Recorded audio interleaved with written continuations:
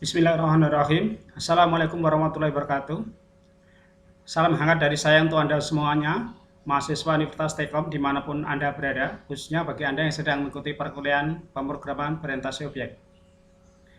Baiklah, sebelum acara perkuliahan ini kita mulai, ada baiknya saya perkenalkan identitas saya secara lengkap.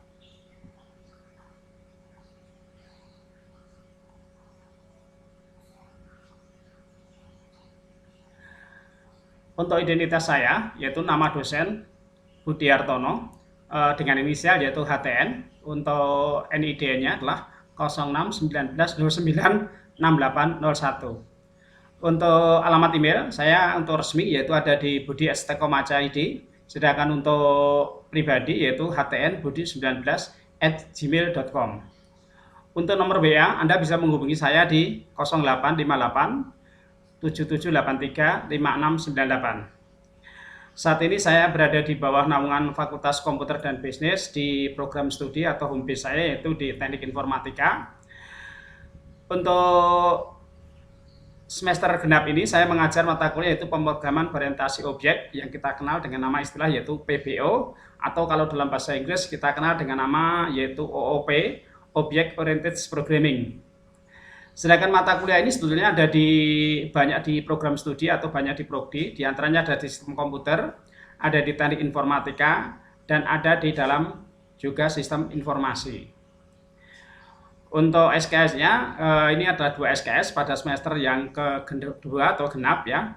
Ini untuk prodi pada teknik informatika. Mungkin di prodi yang lain, mata kuliah ini bisa berada di semester yang berbeda.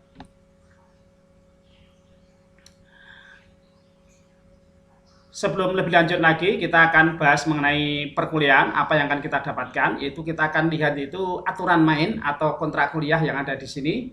Salah satu kontrak kuliah yang ada di sini yang pertama adalah mengenai manfaat, yaitu ada deskripsi perkuliahan, ada capaian pembelajaran, organisasi materi, strategi perkuliahan, bahan bacaan, ada tugas dan kuis, evaluasi penilaian, jadwal perkuliahan, dan konsekuensinya. Baik, kita mulai dari yang pertama, yaitu adalah manfaat perkuliahan untuk pemrograman berorientasi objek ini. Yang pertama adalah mahasiswa dapat memahami konsep dasar pemrograman berorientasi objek, karena perkembangan pemrograman saat ini lebih banyak mengarah kepada objek oriented. Ya, kenapa? Karena hampir kebanyakan sekarang sudah mendekati pendekatannya berbasis objek atau pendekatan berbasis data. Yang kedua adalah mahasiswa dapat menerapkan konsep tersebut ke dalam bahasa pemrograman, khususnya yaitu di Java BlueJ, untuk memecahkan suatu permasalahan-permasalahan yang dibutuhkan oleh stakeholder atau pengguna. Adapun deskripsi mata kuliah untuk pemrograman berorientasi objek ini adalah bahwa mata kuliah pemrograman berorientasi objek merupakan mata kuliah yang menekankan pada pengembangan skill kemampuan dalam pemrograman. Jadi di sini menekankan kepada kemampuan skill, yaitu skill atau keahlian atau kemampuan dalam pemrograman. Sehingga mahasiswa akan diuji kemampuannya menggunakan bahasa Java yang akan saya gunakan, yaitu di dalamnya adalah BlueJ. Ya, saya menggunakan Java BlueJ dalam mengimplementasikan setiap konsep yang terkait dengan pemrograman berorientasi objek yang dibahas secara teoritis dan secara praktikum. Karena mata kuliah ini sebenarnya ada mata kuliah teori dan mata kuliah praktikum. Yang kedua, diharapkan dari mata kuliah ini mahasiswa mampu menganalisis masalah, ya, menawarkan solusi, dan membuat program berorientasi objek dengan bahasa Java BlueJ, baik secara mandiri maupun berkelompok. Adapun capaian pembelajarannya, setelah penyelesaian mata kuliah ini, diharapkan mahasiswa mampu memahami konsep dasar pemrograman berorientasi objek dalam merancang dan mengembangkan suatu program untuk menyelesaikan suatu masalah dengan menggunakan bahasa pemrograman yang mendukung konsep ini, yaitu konsep pemrograman berorientasi objek. Salah satu yang mendukungnya adalah Java BlueJ, yang dibutuhkan oleh stakeholder baik secara individu maupun tim atau kelompok. Ini capaian pembelajarannya. Adapun organisasi materinya untuk yang pertama, yaitu di pertemuan yang ke-1, ya, pada pertemuan ke-1 ini saya akan bahas mengenai yaitu kontrak kuliah dan paradigma pemrograman berorientasi objek. Itu pada pertemuan ke-1. Jadi setelah saya menyampaikan ini nanti, saya akan lanjutkan dengan yaitu mengenai pemrograman atau paradigma pemrograman berorientasi objek. Pada minggu kedua atau pertemuan yang kedua, yaitu kita akan bahas mengenai konsep dasar daripada PBO, yaitu konsep dasar daripada pemrograman berorientasi objek. Pada minggu ketiga, yaitu pengantar Java dan instalasi softwarenya, yaitu berkaitan dengan Java BlueG.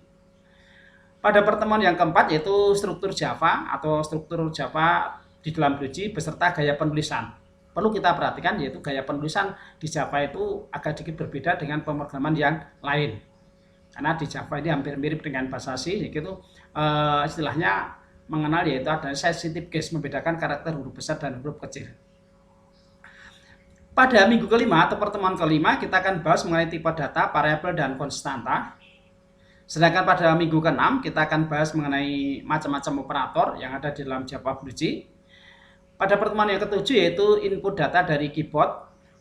Selanjutnya yaitu setelah menyelesaikan pertemuan yang ke-7, kita akan ada minggu tenang, ya, minggu tenang selama 1 minggu ya. Pada pertemuan ke-8 dilanjutkan dengan ujian tengah semester atau evaluasi, ya, evaluasi. Ini adalah materi dari pertemuan ke-1 sampai dengan ke-8.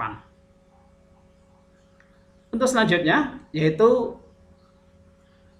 organisasi materi yang kedua. Pada pertemuan yang ke-9 setelah kita menyelesaikan UTS, yaitu adalah percabangan pada bagian ke-1, di mana percabangan bagian ke-1 kita akan bahas mengenai fungsi if dan fungsi else. Pada pertemuan ke-10 kita lanjutkan lagi dengan percabangan pada bagian yang kedua. Pada bagian kedua kita akan menggunakan percabangan atau kontrol program dengan menggunakan switch case. Pertemuan ke-11 masih dalam bentuk yaitu kontrol program, yaitu perulangan atau looping, ya, perulangan atau looping. Pertemuan yang ke-12 yaitu array atau lare atau record di situ ya, di situ. Pada minggu ke-13 atau pertemuan ke-13 yaitu adalah praktikum konsep pemrograman berorientasi objek yang terdiri dari pengkapsulan, pewarisan, dan polimorfis. Pada minggu ke-14 kita masuk ke interface dan kelas. Pada pertemuan ke-15 yaitu pengantar GUI, yaitu Graphical User Interface. Pada minggu selanjutnya adalah minggu tenang, ya. Pada pertemuan ke-16 kita akan adakan yaitu ujian akhir semester. Inilah organisasi dari materi-materi mengenai pemrograman berorientasi objek dari pertemuan pertama sampai dengan pertemuan yang ke-16, sehingga Anda akan tahu apa yang akan dikerjakan, urut-urutannya apa saja, dan saya akan mendapatkan apa saja. Oke, kita lanjut. Adapun strategi pembelajarannya adalah bahwa metode perkuliahan ini lebih banyak dilakukan dengan cara ceramah dan diskusi. Ya, nanti diskusinya ada sendiri. Pada hari-hari tertentu kita bisa melakukan diskusi ya. Setelah Anda membuka pembelajaran ini ya, video pembelajaran ini, ada yang perlu didiskusikan, nanti kita akan diskusikan. Bisa juga tangan tanya jawab dengan menggunakan nomor WA yang sudah saya sebutkan identitas saya di atas tadi ya. Anda bisa komunikasi dengan saya melalui WA atau lewat email tadi ya. Dan praktek langsung di depan laptop masing-masing mahasiswa ya, di depan langsung ke laptopnya. Tentunya adalah laptop masing-masing daripada mahasiswa. Selanjutnya adalah pada setiap kegiatan perkuliahan, mahasiswa harus menyiapkan laptop, bisa individu maupun kelompok, beserta software yang akan digunakan. Di sini saya akan menggunakan yaitu Java BlueG. Nah, untuk itu nanti harus diinstal dulu JDK-nya dan software BlueG-nya. Nanti kita akan lihat pada pertemuan yang ketiga mengenai instalasi software yang kita gunakan. Oke.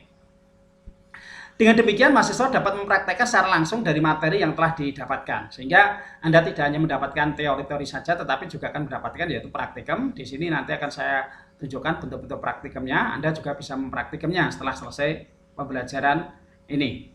Anda bisa praktek secara langsung.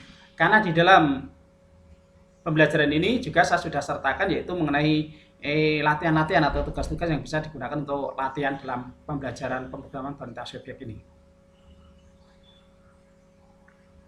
Baik, kita lanjut ke berikutnya adalah tugas dan kuis. Tugasnya nanti di sini bisa bersifat kelompok ya. Tugas yang pertama nanti bisa bersifat kelompok, atau tugas satu ini dikumpulkan paling lambat minggu tenang pada sebelum UTS. Atau tugas dua bersifat juga kelompok ya, pribadi atau kelompok. Tugas-tugas dua ini dikumpulkan paling lambat minggu tenang pada sebelum UAS. Ya, ada tugas pertama, tugas kedua ya. Itu sifatnya kelompok ya. Kelompok satu, kelompok nanti silahkan kita akan buat kelompoknya ya, masing-masing kelompok. Yaitu kita batasi dengan 5 orang ya, untuk kelompoknya maksimal 5 orang. Di samping tugas-tugas, yaitu ada yang namanya kuis. Yang kuis ini bersifat personal ya, Anda harus menjawab lagi untuk personalnya, karena kuisnya hanya bersifat pilihan ganda, jadi Anda bisa menjawab secara personal. Nah, ini adalah melihat kemampuan secara personal. Untuk kuis dikumpulkan paling lambat 1 minggu setelah materi ya, paling tidak itu ya setelah Anda membuka seharusnya bisa langsung mengirimkan. Kirim ke alamat email yaitu htnbudi19@gmail.com. Ya, berikan judul sesuai dengan kelas dan cabang Anda masing-masing. Ini untuk tugas dan kuisnya.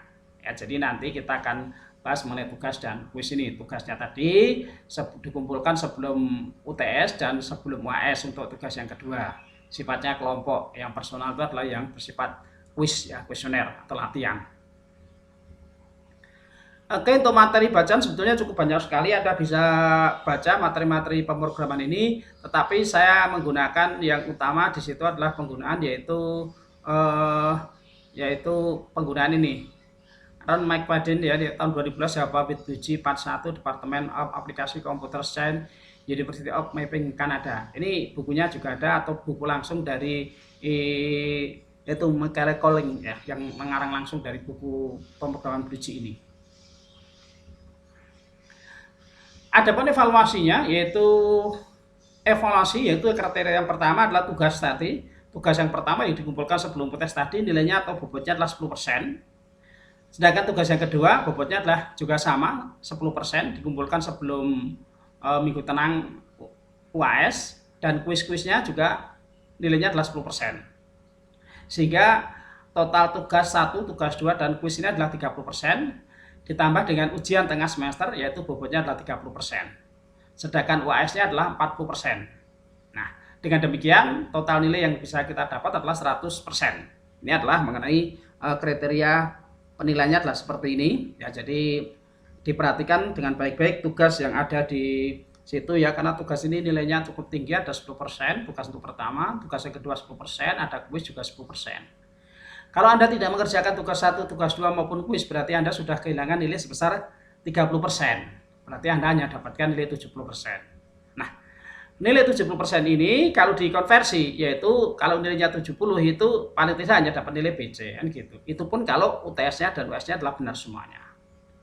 Sehingga nanti kalau Anda sudah mengumpulkan nilai-nilai ini, kalau nilai Anda di atas 86, Anda akan mendapatkan nilai A. Di atas sama dengan 81 mendapatkan nilai AB, di atas sama dengan 73B, di atas 66 yaitu BC, di atas sama dengan 56 yaitu C, di atas sama dengan 36 yaitu D, kurang dari itu adalah E atau remedi.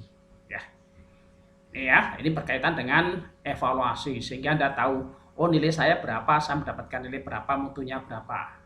Ini yang perlu kita perhatikan mengenai nilai-nilainya, evaluasi penilaiannya.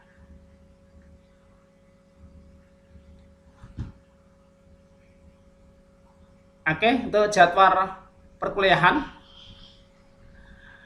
Perkuliahan dilaksanakan dalam video pembelajaran yaitu di Learning Management System atau Siakat Universitas Telkom. Jadi Anda bisa membuka lewat Siakatnya ya, di Learning Management System Siakat Universitas Telkom ya. Bentuk tidak terjadwal sesuai aturan yang berlaku ya. Jadi di sini perkuliahan Anda bisa buka sewaktu-waktu setelah Anda selesai mempelajari pada video yang pertama ya, selang berapa 6 jam kemudian Anda bisa untuk membuka kembali dan waktunya bebas.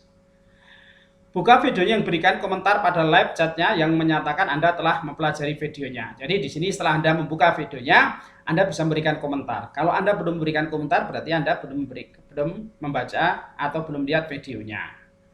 Setelah itu baru Anda bisa membuka video yang kedua, ketiga, dan seterusnya. Nah, video ini dapat dibuka minimal selang 6 jam berikutnya. Jadi setelah 6 jam berikutnya baru bisa dibuka. Nah, kalau dalam 1 hari ya Anda bisa gunakan ya, kalau mau membuka nanti pagi jam 6 kita buka, nanti siang kita bisa buka kembali, atau malam bisa dibuka kembali setelah selang 6 jam berikutnya. Ini konsekuensi yang terakhir, yaitu diharapkan mahasiswa memiliki sikap konsekuensi. Nah, konsekuensinya apa? Ya, konsekuensi dalam pembelajaran itu salah satunya adalah berkaitan dengan tugas-tugas dan kuis. Harus dikerjakan sesuai waktu yang telah ditetapkan.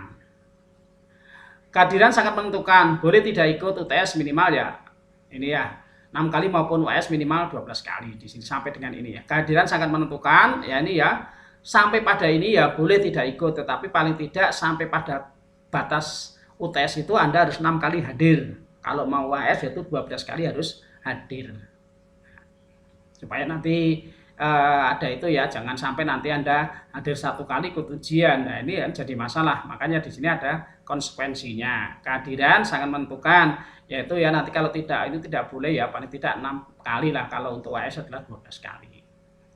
Hadirlah sesuai dengan jadwal yang telah ditentukan. Artinya apa? Jadwalnya tadi, atau membuka video sesuai dengan itu ya, setelah 6 jam berikutnya tadi. Kehadiran kurang dari yang telah ditetapkan akan berakibat tidak boleh mengikuti ujian. Nanti kalau Anda hanya hadir pada 1 TS, yaitu hanya hadir 1 kali, berarti Anda tidak boleh mengikuti ujian nantinya, seperti itu. Atau mungkin Anda hanya buka videonya 2-3 kali, hanya 3 kali saja, terus nanti ujian akhir semester. Nah, ini tidak diperbolehkan. Berikutnya, bagi Anda yang sudah mempelajari secara continuous, tetapi nilai masih tidak memuaskan. Artinya apa? Anda diperbolehkan untuk mengikuti perbaikan ya. Perbaikan diperbolehkan jika dapat nilai di bawah BC. Jadi kalau Anda merasa tidak puas dengan nilai Anda, kok dapat saya dapat nilai C atau dapat nilai BC, nah, mungkin karena ada tugas yang belum dikumpulkan atau hal yang lain, maka di sini Anda bisa atau boleh ikut remedi atau perbaikan. Untuk selanjutnya, nilai E harus mengulang pada semester berikutnya. Kalau Anda sampai mendapatkan nilai E, berarti Anda kehadiran jika tidak jelas, tugas-tugas tidak dikerjakan, kuis tidak dikerjakan, UAS tidak ikut, UTS juga tidak ikut, maka sebaiknya Anda akan mengulang kuliah pada semester berikutnya. Atau nanti kalau muncul kembali mata kuliah pemrograman orientasi objek, Anda bisa mengikuti perkuliahan tersebut. Karena nilainya di sini adalah E.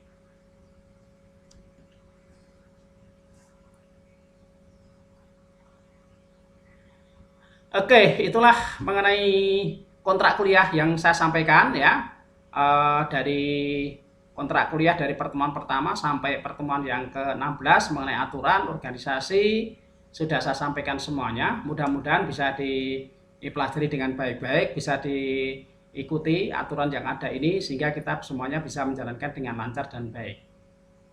Ya, baik, kita masuk ke minggu yang pertama karena ini saya masuk ke minggu ke-1, yaitu pada kontrak kuliah ini juga saya hitung pada minggu ke-1. Saya akan juga menyampaikan mengenai materi perkuliahan untuk hari ini. Baik.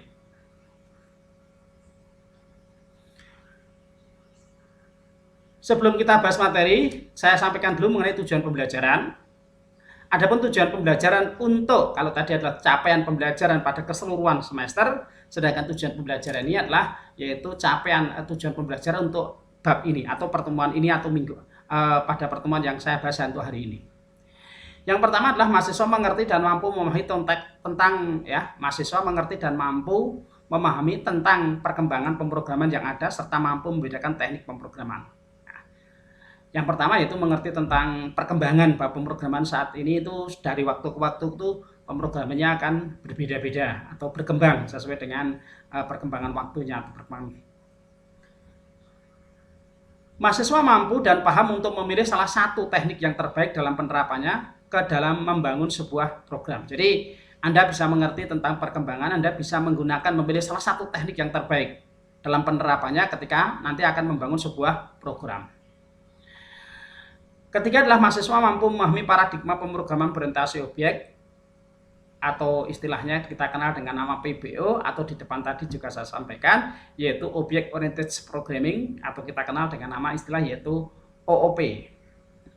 Ini adalah tujuan pembelajaran untuk minggu ini atau hari ini yang kita bahas untuk pertemuan pertama ini. Materinya kita akan bahas mengenai materinya. Di antaranya ada materi di sini adalah pengertian PBO. Apa sih PBO itu? Nanti kita akan bahas pada slide berikutnya.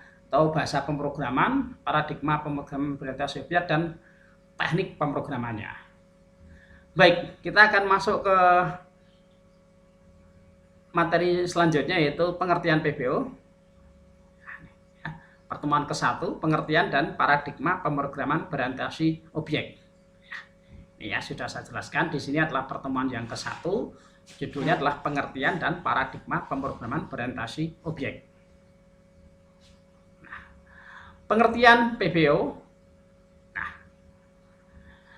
sebelum saya membahas mengenai pengertian PBO, pemrograman berorientasi objek, saya jelaskan dulu satu-satu, yaitu terdiri dari 3 kata: pemrograman, berorientasi, dan objek. Nah, apa sih yang dimaksud dengan pemrograman, atau kita kenal dengan nama programming, begitu ya. Jadi kalau di sini kita gunakan, ini adalah saya gambarkan sebuah ilusinya adalah seperti ini, adalah bahwa di sini adalah sistem komputer ya, ada sistem komputer, bahwa sistem komputer itu terdiri dari softwarenya, ada perangkat lunaknya. Perangkat lunaknya kita akan gunakan yaitu apa? Yaitu Java Bridge tadi. Di sini ada hardware-nya, yaitu perangkat kerasnya yang kita gunakan, yang menggunakan laptop atau PC begitu ya. Terus ada juga yang namanya brainware. Brainware ini adalah pelaku atau orangnya atau menggunakan. Nah, program itu berada di antara ketiganya ini. Dia berada di tengah-tengah ini, di 3 ini ya. Dia harus ada softwarenya, ada brainware-nya, ada hardware-nya. Kalau salah satu nanti tidak ada, berarti tidak akan bisa jalan.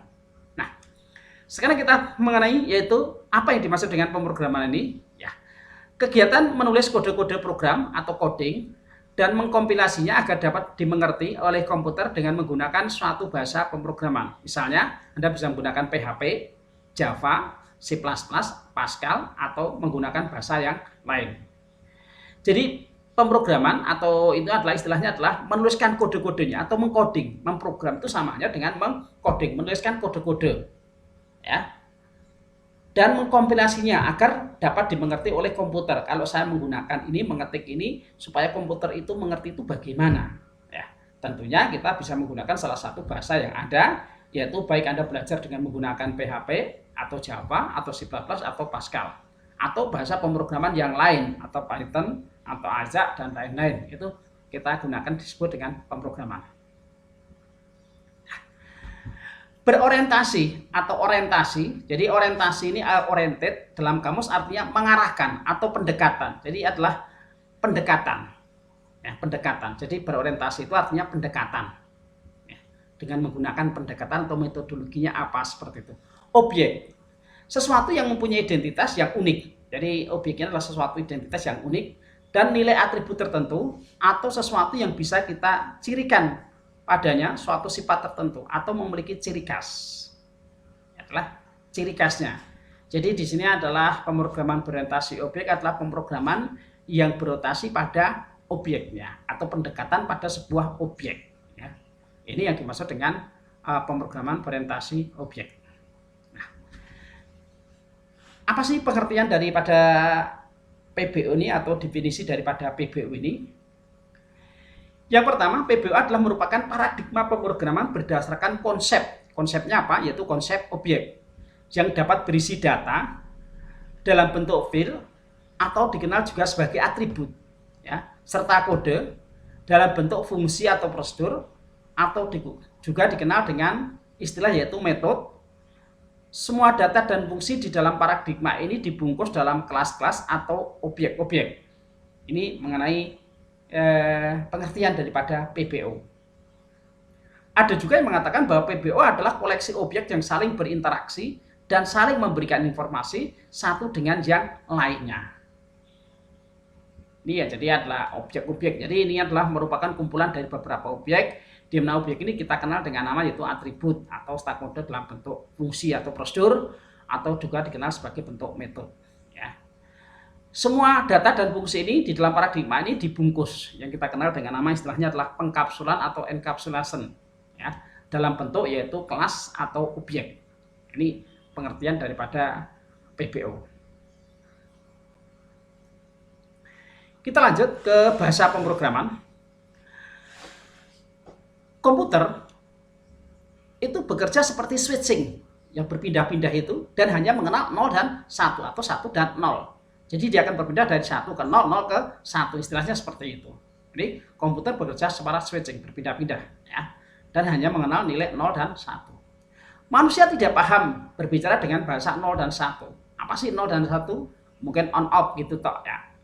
Yang lainnya kalau kita mau berbicara panjang lebar dengan hanya menggunakan 01, maka kita akan jadi susah sendiri atau kita jadi tidak paham.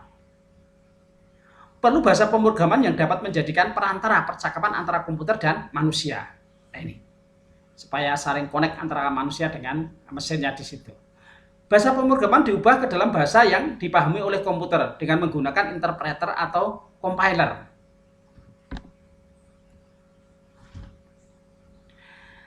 Tingkat bahasa pemrograman, kita kenal tingkat pemrograman di sini yaitu ada 3 tingkatan. Yang pertama adalah bahasa pemrograman tingkat rendah, bahasa assembler. Ini adalah bahasanya adalah bahasa mesin. Jadi harus betul-betul mengerti, harus betul-betul cerdas untuk bisa mempelajari bahasa pemrograman yang bersifat assembler ini. Tapi tuntutan semacam ini sekarang sudah berubah ya. Itu untuk pada awal-awal ketika komputer itu hadir atau munculnya ada bahasa pemrograman masih dalam bahasa tingkat rendah. Karena sulitnya bahasa ini, maka muncullah bahasa yang lain yang lebih sedikit mudah ya jika dibanding dengan sebelumnya adalah bahasa pemrograman tingkat sedang seperti C, Pascal atau Fortran seperti itu ya. Ini pun masih dirasa agak sedikit sulit, maka muncullah yaitu bahasa yang ketiga itu adalah bahasa tingkat tinggi, yaitu bahasa pemrograman tingkat tinggi seperti Java, C++ ataupun Pascal. Pascal di sini sudah menggunakan yaitu bahasa untuk yang mudah dipahami, bahasa tingkat tinggi. Inilah tingkatan bahasanya, dari mulai bahasa yang rendah yang kena atau dekat dengan mesinnya, yaitu bahasa yang kedua yang antara tinggi dan rendah, terus yang berangsur ke tingkat tinggi. Nah, bahasa yang tingkat tinggi itu adalah bahasa yang mudah dipengenali oleh manusia. Jadi manusia yang mengenal perintah-perintah tertentu dan perintah itu bisa dipahami. Beda dengan bahasa mesin atau assembler, bahasanya sulit untuk dipahami. Ini tingkatan bahasanya adalah seperti itu.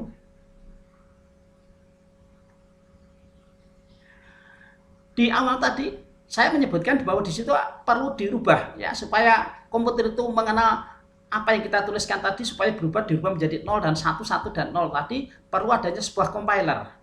Nah, compiler itu adalah mengkompilasi source code menjadi bentuk file yang bisa dieksekusi. Yang dieksekusi oleh siapa? Oleh mesinnya tadi. Karena kita nuliskan tidak mungkin ke sana hanya nuliskan 1001 tadi. Maka kita nulis dalam bentuk source code biasa dan source code itu akan dirubah oleh compiler dalam bentuk 0 dan 1. Dan selanjutnya tugas daripada itu untuk menampilkan supaya menerjemahkannya supaya bisa dimengerti. Ya, supaya bisa dimengerti. Berikutnya adalah interpreter, mengkompilasi dan menjalankan source code secara langsung. Ini yang dimaksud dengan interpreter maupun kompilernya. Ini contoh dalam bahasa C ya, bahasa C. Ini adalah contoh kode programnya di sini ya, include di sini ya. Standar I/O ya, di sini input ya, standar input output ya, headernya di sini ya. Ini program utamanya mainnya di sini print hello di sini ya, print f hello. Ini bahasanya ya, ini yang kita tuliskan. Setelah itu maka di compiler. Maka kalau bahasa semacam ini komputer tidak mengerti apa sih bahasanya seperti ini. Nah, supaya dikenal oleh bahasa mesin, karena mesin tadi hanya mengenal istilah yaitu bahasanya apa? 1 dan 0 atau 0 dan 1. Nah, untuk itu maka perlu adanya compiler. Compiler C-nya di sini dirubah.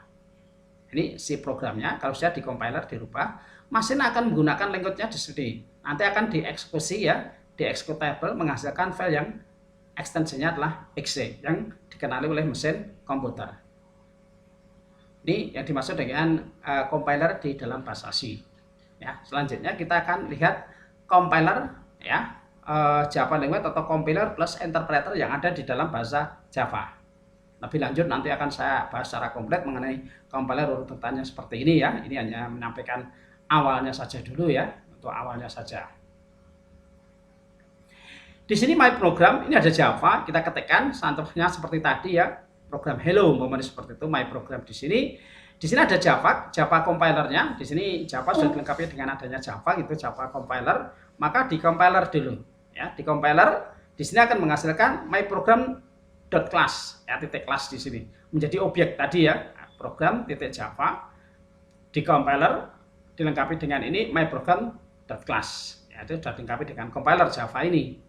Terus dari Java dirubah menjadi bentuk interpreter. Ini Java JVM, ya, ini Java Virtual Machine, ya, ini JVM Virtual Machine, Java Virtual Machine-nya. Ini dirubah dari Java interpreternya dirubah menjadi sini 0110. Maka my program itu dapat menampilkan hasil sesuai dengan yang kita harapkan. Kalau tidak sesuai atau ada satu kesalahan, ya kita revisi kembali supaya compilernya menampilkan hasil compilernya kalau sudah dirubah menampilkan hasil sesuai dengan kita inginkan seperti ini. Ini adalah my program sama dengan yang diharapkan ditampilkan di sini. Oh, saya kepinginnya seperti ini, hasilnya kok kayak gini. Kalau error ya kita perbaiki kembali. Ini mengenai Java language atau compiler dan interpreter pada sebuah bahasa pemrograman Java.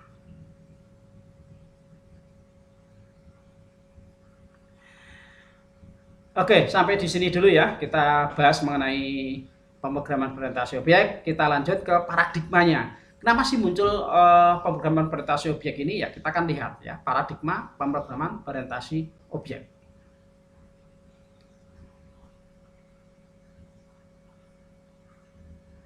Paradigma pemrogramannya di sini adalah paradigma adalah sudut pandang atau sudut serang ya, sudut pandang atau sudut serang istilahnya atau genre begitu ya, aliran gitu yang mengikuti aliran tertentu ya, adalah sudut serang tertentu yang diprioritaskan terhadap kelompok problema, realitas, keadaan dan sebagainya.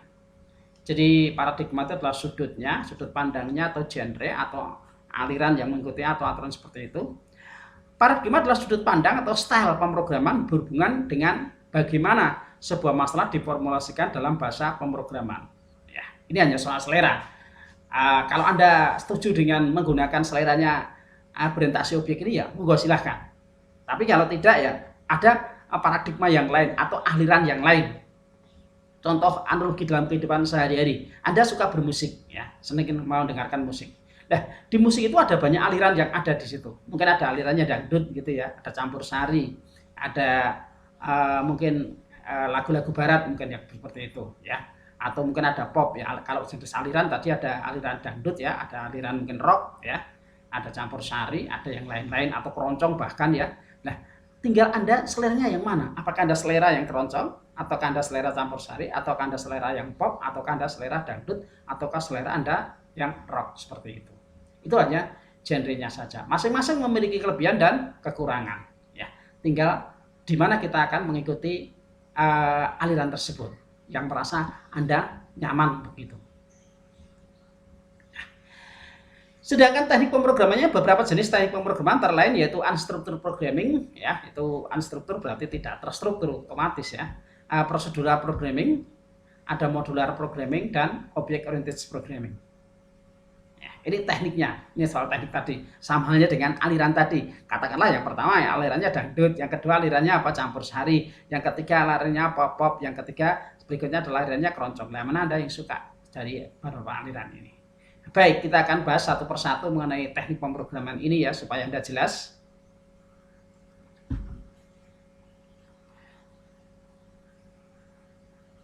Unstructured programming itu yang pertama tadi, bahwa teknik memprogram dengan cara menuliskan program hanya pada satu program utama ya, jadi tekniknya unstructured itu ditulis hanya dalam satu halaman begitu, boleh di satu file begitu ya. Kalau dalam satu apa ya istilahnya, satu halaman boleh dikatakan seperti itu. Dalam program utama tersebut keseluruhan baris programnya berisi urut-urutan perintah atau statement untuk memodifikasi dan mengolah data. Jadi ini ada program utamanya, ada programnya. Di sini adalah main data program. Itu adalah data utamanya di sini. Dia jadi satu file seperti ini. Nah, ini yang dimaksud dengan unstructured programming. Oke. Nah, teknik pemrograman ini yang pertama kali dikenalkan dan dipelajari ini ketika awal munculnya pemrograman ya seperti ini ya, karena bentuknya baru seperti itu, lebih mengutamakan yaitu dulu kita kenal dengan nama yaitu masih menekankan yaitu filenya ya. Jadi pengelolaan filenya, belum ke arah ke datanya. Jadi lebih menekankan ke file management sistemnya seperti itu. Kalau sekarang adalah database management, kita masuk ke file management. Di sini adalah teknik pemrograman ini yang pertama kali dikenal dan dipelajari, dan teknik ini akan mendapati kesulitan. Ya. Tekniknya akan mendapati kesulitan dan kerugian ketika kita menuliskan program yang cukup besar. Coba Anda bisa bayangkan. Kalau kita hanya nulis sedikit ya, teknik ini bagus karena nggak perlu pecah-pecah, istilahnya seperti itu. Tekniknya hanya jadikan satu, sudah hanya sedikit tampur di situ selesai. Nah, ketika berkembang, programnya berkembang menjadi besar, maka barisnya menjadi banyak, itu ya untuk deteksi itu agak sedikit kesulitan. Nah, seperti itu. Seringkali urut-urutan statement yang sama ditulis kembali pada penempatan yang berbeda dalam pemrograman. Ya, baik utama, sehingga baris program menjadi sangat banyak, ya, sehingga sangat banyak, sulit untuk dipelajari dan diadakan pengembangan programnya. Yaitu ya, mungkin ada beberapa perintah dalam satu file tersebut, ya, atau umpamanya ada 100 baris di situ, ya, ada perintah yang berulang-ulang. Perintahnya ini diulang lagi pada baris berikutnya, diulang lagi pada baris berikutnya. Nah, ini boleh dikatakan tidak efisien seperti itu. Inilah awal mulanya ketika pemrograman itu muncul, kita kenal dengan istilah unstructured programming. Mungkin untuk saat ini sudah tidak cocok, ya, karena programan aplikasi sekarang ini sudah besar-besar. Kecuali hanya untuk program-program yang kecil untuk latihan, ya Anda bisa menggunakan yang teori model teknik, atau tekniknya adalah model menggunakan unstructured programming ini. Ya, untuk belajar pertama kali mungkin akan lebih cocok ini, ya, menggunakan teknik ini dulu. Ya, satu dulu. Oke, berikutnya model procedural programming. Teknik prosedural ini kita dapat mengatur urutan statement programnya, mengembalikan urutan statementnya program pada suatu tempat yang kita inginkan. Ini bedanya seperti itu. Suatu pemanggilan prosedur digunakan untuk memohon prosedur tersebut berjalan. Setelah diproses, arus kendali urutan akan dikembalikan pada urutan proses pemanggilannya. Boleh dikatakan seperti ini, bahwa teknik prosedur ini program itu dipecah, ya, dari program utama yang tadi struktur tadi dipecah, dikelompokkan menjadi beberapa bagian kecil, ya, menjadi ada beberapa yang sudah berulang-ulang tadi dikelompokkan sendiri, gitu ya, dibuatkan prosedur sendiri. Itu yang kita kenal dengan nama prosedur. Mungkin ada baris 1, 2, 3 sampai 100, mungkin baris ini yang diulang dari baris 15 sampai dengan baris ke 25 diulang, diambil, ya, baris 15 sampai 25 dimasukkan ke dalam prosedur, ya, di program sendiri. Nanti muncul kembali, tulis lagi, dibuat namanya prosedur sendiri. Nanti kalau sudah dipanggil, ya, prosedur tersebut, ya, itu, ya, setelah kita buat terus dipanggil, dimasukkan ke dalam program utama.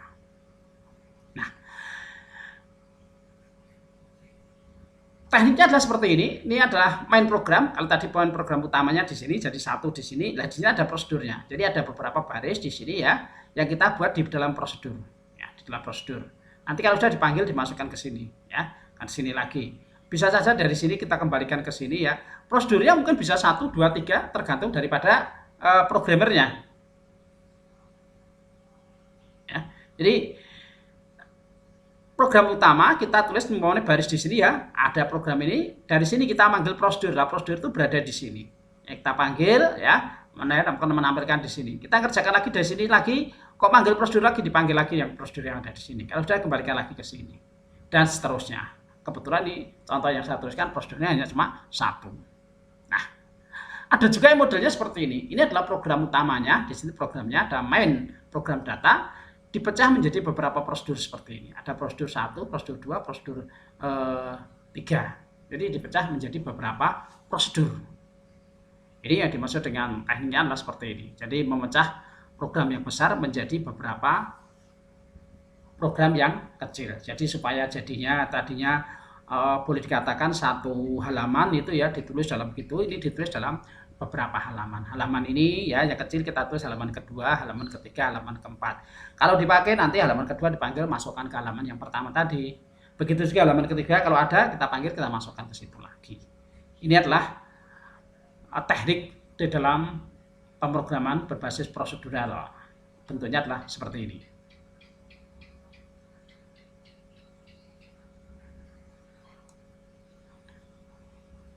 Dengan teknik ini, program terlihat lebih tersusun dan kemungkinan kesalahan seperti unstructured tidak ada. Karena apa? Data yang besar tadi kalau kita ngoreksi dari baris, kita punya ada 100 baris begitu, ya, ada 100 baris itu kita pecah menjadi berapa? Program utamanya mungkin hanya menjadi berapa? 25 seperti itu. Sedangkan yang 75 sudah dipecah menjadi beberapa bagian-bagian kecil. Sehingga kesalahan untuk mengoreksi itu akan menjadi lebih mudah. Jika suatu prosedur benar, setiap kali digunakan pasti mengeluarkan hasil benar. Dan begitu sebaliknya, jika prosedur salah juga akan menghasilkan kesalahan jika dipanggil berulang kali. Kalau program yang kita buatkan tadi di prosedur ini sudah benar, kan sudah tidak perlu koreksi lagi. Kalau salah ya tentunya akan menghasilkan nilai salah, tentunya seperti itu. Kita punya prosedur kedua. Kalau prosedur yang kedua ini sudah benar, tidak perlu kita istilahnya apa? Kita perlu edit lagi atau kita perbaiki. Ini sudah benar, sudah benar, sudah benar. Tinggal di program utamanya yang perlu kita perbaiki. Nah, dengan demikian akan menjadi ringan. Kenapa? Karena untuk mengoreksi banyak baris dengan sedikit baris itu akan menjadi lebih enak yang sedikit baris seperti itu. Coba Anda bisa bayangkan Anda harus mengoreksi 100 baris, ya, gitu satu. Kalau 5 baris gitu kan enak. Oh, kesalahannya di mana? Oh, ini kesalahannya di sini. Akan menjadi lebih mudah. Tetapi dengan teknik ini kita dapat membatasi tempat pencarian kesalahan dan jika prosedur yang salah, kita cukup memperbaiki 1 kali di baris program dalam prosedur tersebut. Nah, kalau kesalahan dari prosedur kita perbaiki, sekali sudah diperbaiki, sudah betul, berarti prosedur ini sudah fix, betul. Nanti yang kedua ada prosedur lagi, sudah ada kesalahan lagi, diperbaiki lagi, sudah fix, sudah betul. Berarti ini sudah tidak perlu sudah tidak perlu diedit lagi, sudah betul seperti itu. Nah, berikutnya adalah modular programming, teknik yang ketiga. Teknik pemrograman modular ini kita mengelompokkan beberapa prosedur yang sama fungsinya ke dalam satu modul. Ya, jadi modular, bersifat modul. Yang terpisah dari program utama. Modul yang dibuat bisa lebih dari satu. Dasar penciptaan modul ini karena programmer menilai prosedur di dalam modul akan banyak digunakan pada program-program yang akan berlainan. Nah, ini kalau tadi itu hanya tekniknya tadi prosedural itu hanya digunakan pada satu program saja, karena programmer itu memandang bahwa program ini nanti juga akan dipakai, maka dibuatlah sebuah modul. Ya, kita tinggal membuat modul ini. Modul ini bisa digunakan pada modul yang berbeda. Seperti itu maksudnya. Masing-masing modul dapat mempunyai data sendiri dan mengizinkan masing-masing modul untuk mengatur suatu status internal dan untuk dimodifikasi oleh prosedur yang ada di dalamnya. Jadi, paradigma baru yang ditawarkan pada teknik ini adalah suatu program tidak lagi terdiri hanya satu bagian tunggal, tetapi dibagi ke dalam beberapa bagian yang lebih kecil atau saling berhubungan. Ini yang dimaksud dengan teknik modular. Nah, kita lihat sekarang bentuknya seperti ini, hampir mirip dengan pemrograman prosedural tadi. Bedanya apa? Program yang besar dipecah menjadi 2 program. Contoh di sini, kalau tadi di program utama dipecah menjadi beberapa prosedur, ada prosedur 1, 2, 3, nah gitu ya. Kalau ini main programnya atau program utamanya kita pecah menjadi 2, ada modul 1, modul 2. Tetap di program utamanya masih ada, dibuatlah yang namanya modul. Ya, modul 1 ya, ada modul 2. Nah, di dalam modul ini ada prosedurnya. Nah, mungkin prosedurnya bisa lebih dari 1. Ya, mungkin di sini ada prosedur 1, prosedur 2, dan prosedur 3, dan seterusnya. Inilah, jadi kalau yang unstruktur itu hanya terdiri dari satu program tadi. Kalau prosedural itu satu program ditambah dengan prosedur-prosedur. Kalau modular di program utama dibuat ada modulnya, dibentuk menjadi beberapa modul. Dari modul itu disusun beberapa prosedur, dipecah lagi. Jadi pemecahannya menjadi lebih detail lagi. Program utama mengkoordinasi pemanggilan ke prosedur di dalam modul terpisah dan penyerahan data sesuai parameternya. Bisa saja nanti dari program utama ini hanya isinya modul saja. Jadi main program ini tidak kayak di unstructured programming tadi, isinya kode-kode program semua. Tapi ini nanti bisa isinya hanya berupa modul saja. Karena modul ini memanggil, ini ya hanya isinya modul saja, modul-modul saja. Karena nanti begitu dijalankan modul ini memanggil ini, di dalamnya ada prosedurnya. Modul ini memanggil ini, di dalamnya sudah ada prosedurnya. Bisa terjadi seperti itu. Juga bisa di dalam main utama ada modul berikut, juga ada kode programnya atau penggalan kode programnya.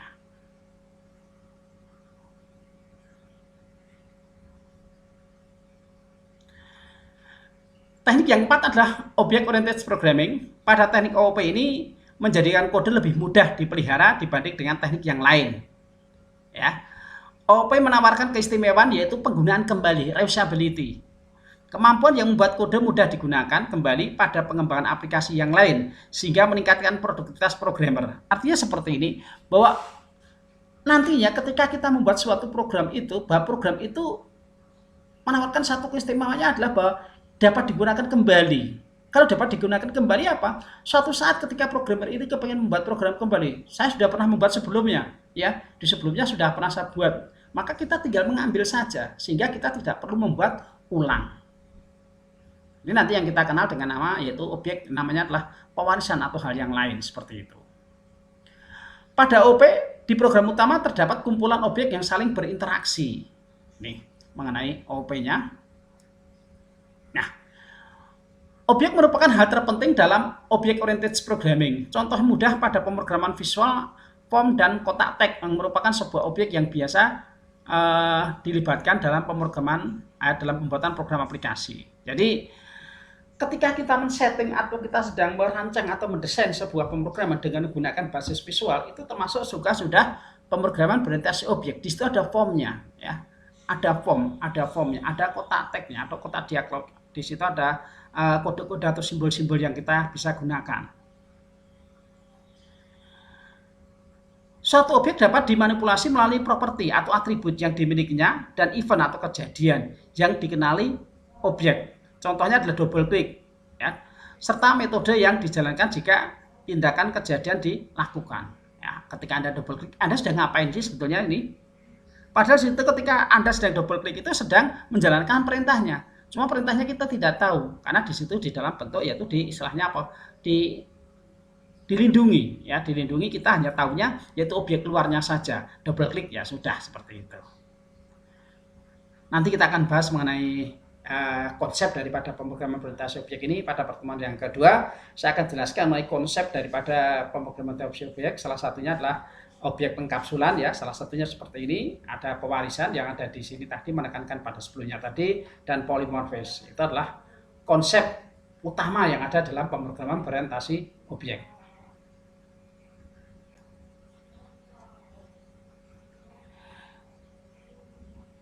Object oriented programming, di sini ada program, masing-masing program, ya, bentuk seperti ini kita kenal dengan objek data. Jadi antara objek data, objek data ini antara objek data ini satu sama lain saling berinteraksi. Objek data ini berinteraksi dengan ini berinteraksi dengan ini berarti saling berinteraksi.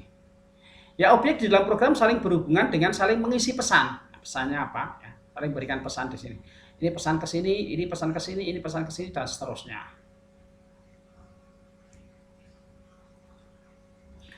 Object oriented programming atau pemrograman berorientasi objek atau kita kenal dengan nama istilah PBO adalah paradigma pemrograman yang diorientasikan pada objek atau yang mendekatkan pada sebuah objek. Nah, seperti itu. Semua data dan fungsi di dalam paradigma ini dibungkus dalam kelas-kelas atau objek-objek. Makanya tadi gambarnya adalah sebuah objek, ya, semuanya, ya. Karena semua data dan fungsi di dalam paradigma ini dibungkus. Nah, itu dibungkus ada objek-objeknya. Dan objek-objek tadi saling berinteraksi satu sama lain dengan cara mengirimkan pesan tadi. Setiap objek dapat menerima pesan, memproses data, dan mengirim pesan ke objek yang lainnya. Seperti gambar yang sebelumnya tadi.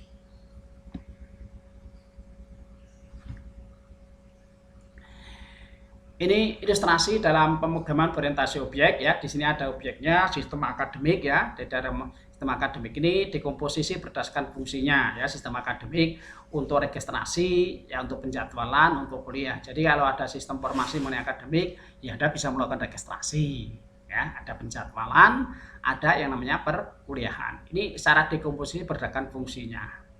Nah, dekomposisi berdasarkan objek sistem akademik ini, ya, berbeda dengan dekomposisi berdasarkan fungsi. Kalau fungsi dari ini lebih menekankan fungsinya. Fungsi daripada informasi akademik itu apa? Ya, untuk melakukan registrasi. Selain registrasi, Anda bisa melakukan penjadwalan, bisa melakukan kuliah. Kalau dekomposisi berdasarkan objeknya, di sini sistem informasi akademik ya terdiri dari dosen. Objeknya siapa? Objek dosen. Di dalam sistem informasi akademik pasti ada dosennya. Kalau tidak ada dosennya, siapa yang akan memberikan pengajaran? Ada juga mahasiswanya. Kalau tidak ada mahasiswa, yang diajar siapa? Begitu. Ada mata kuliahnya. Dosen memberikan materi atau mata kuliahnya sesuai dengan jadwal diterima oleh mahasiswa di sini. Ini adalah sistem formasi akademik berdasarkan dekomposisi, yaitu berdasarkan objeknya. Nah, sistem akademik beda dengan dekomposisi berdasarkan fungsi. Ada dosen, ada mata kuliah, ada jadwal, ada mahasiswa. Penggambarnya adalah ilustrasinya adalah seperti ini.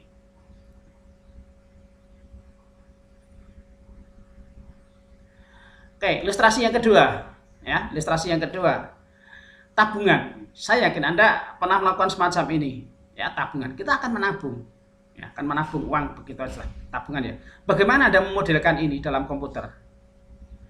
Kan tidak serta-merta saya mau nabung di komputer gitu kan, tidak bisa. Masuk berarti Anda membuat sebuah bayangan ilustrasi. Bagaimana kalau kita mencatatkan? Tentunya Anda sudah pernah melakukan observasi di dalam tabungan tersebut. Seperti apa sih kalau kita membuat tabungan di dalam bank itu ya, seperti itu. Tentu Anda harus melakukan suatu analisis terlebih dahulu. Kita akan lihat, kita lakukan dulu analisanya. Tabungan, pasti Anda akan mencari atribut-atribut yang relevan dengan tabungan. Banyak bisa jadi. Ya. Apa sih yang berhubungan dengan atribut tentang tabungan itu? Ya mungkin banyak sekali ya, tetapi nanti kita tidak akan mencatat terlalu banyak, hanya sedikit saja. Kita ambil yang sederhana saja, contoh. Ya. Yang berhubungan dengan tabungan. Tentu Anda tahu ya, tabungan itu isinya apa? Oh, atributnya ada nomor rekeningnya. Nomor rekeningnya berapa ya? Kita tulis seperti itu. Pasti. Karena nomor rekeningnya adalah yang paling utama. Nomor rekening tentu aja nama pemiliknya. Nama pemiliknya siapa sih rekening ini? Terus ada yang namanya saldonya. Itu otomatis. Kita hanya membuat 3 hal ini. Ya, ada tabungan di sini. Bahwa di dalam tabungan kita memiliki atribut yang namanya di sini ya. Ini seperti ini ya. Kita lihat ada nomor rekeningnya, ada nama pemilik maupun saldo. Ya. Banyak sih mungkin ya, tetapi kita hanya ambil sampel saja, 3 saja cukup. Oke. Tabungan secara operasi, di dalam tabungan ya, secara operasi ya kita bisa menyimpan uang di tabungan kan gitu. Kita juga bisa transfer ya dan lain sebagainya ya. Mungkin selain simpan, transfer apa? Ya. Tarik ya, menarik gitu ya. Nah itu. Implementasinya apa?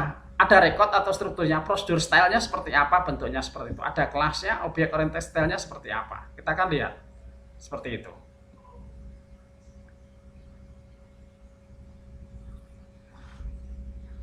Prosedural sistemnya, di sini kita akan lihat yaitu ketika kita akan menabung ya. Ini bentuknya seperti ini, pegawai bank ya, pegawai bank.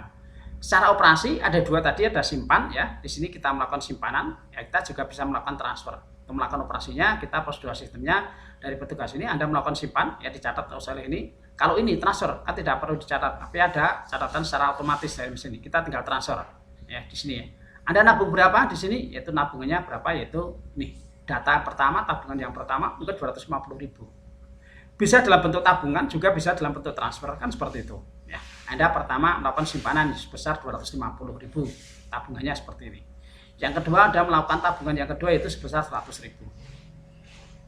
Jadi yang dimaksud dengan proseduralnya bentuknya adalah seperti ini. Nah, sekarang prosedural sistemnya, bahwa di sini pegawai bank bahwa menyimpan itu bisa dalam bentuk simpanan, bisa juga dalam bentuk transfer. Jadi tidak satu persatu seperti ini tadi. Ini adalah simpan atau transfer ya sendiri-sendiri. Ini secara prosedural sistemnya seperti itu. Tetapi kalau ini adalah prosedural sistemnya, pendekatan secara objeknya adalah seperti ini. Simpan transfernya jadi satu ya. Tabungan yang pertama 250, tabungan yang kedua adalah 100.000. Sama dengan tadi kan. Di sini simpan dan transfer itu harusnya sama. Seperti ini.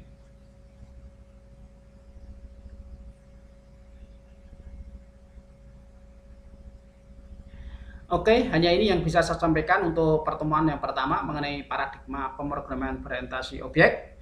Jadi, kesimpulan yang bisa kita dapatkan dari pertemuan yang pertama ini adalah PBU muncul karena adanya keterbatasan pada teknik pemrograman sebelumnya, yaitu ada teknik yang pertama yaitu unstruktur tadi, yang kedua adalah teknik prosedural tadi, dan yang ketiga adalah teknik moduler tadi.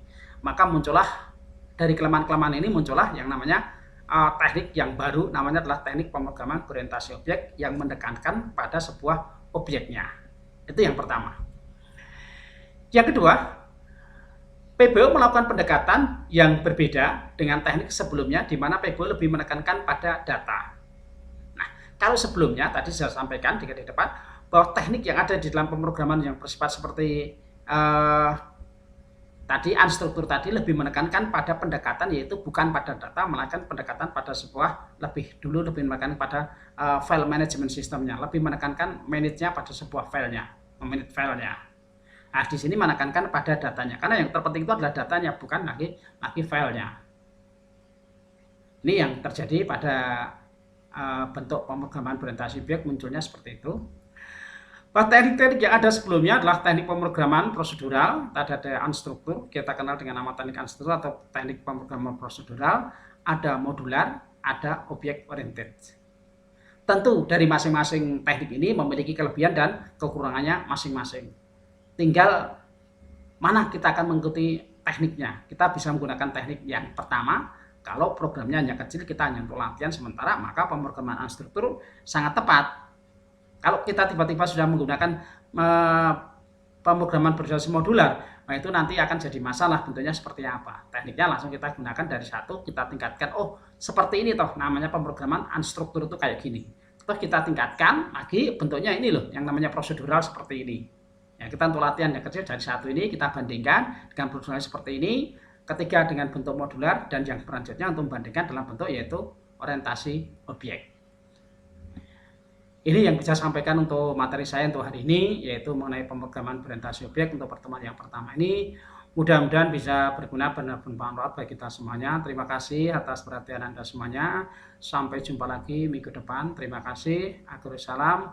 Assalamualaikum warahmatullahi wabarakatuh. Thank you.